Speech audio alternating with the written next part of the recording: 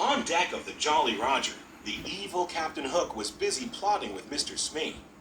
"Blast that Peter Pan! If I could only find his hideout, I'd trap him in his lair," Hook said.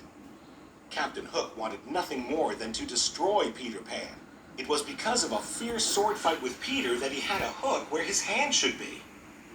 As a result of that sword fight, Peter was also responsible for Captain Hook's other enemy, a crocodile.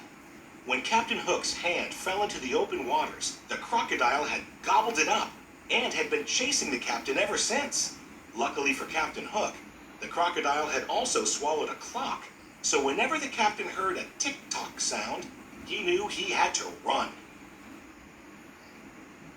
As soon as Peter and the Darlings landed on Neverland, they couldn't wait to explore.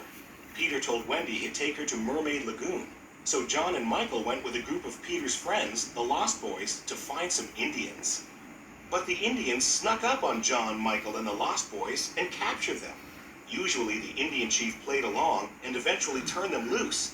But this time his daughter Tiger Lily had been kidnapped. He thought Peter Pan and his friends were the culprits.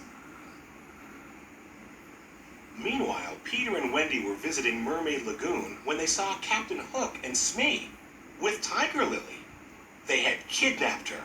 Peter and Wendy followed them to Skull Rock so they could rescue the Indian princess. "Tell me the hiding place of Peter Pan," Hook said. "You'd better talk, my dear, for soon the tide will be in."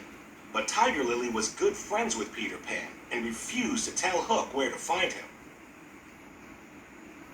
"Watch this, Wendy," Peter said. He flew down and challenged Captain Hook to a sword fight. Hook fought Peter to the very edge of a cliff, and as Peter backed away, he was fighting in midair. Captain Hook followed Peter off the edge, but he couldn't fly. Hook quickly grabbed onto the cliffside with his hook. Then he heard a familiar sound. Tick-tock, tick-tock, tick-tock. "I'll get you for this, Pan," he yelled before falling into the water. Smee rushed to save the captain, while Peter and Wendy quickly swooped down and saved Tiger Lily. The Indian chief was so happy to see his daughter again that he freed John, Michael, and the Lost Boys. "Bravo!" They all cheered for Peter.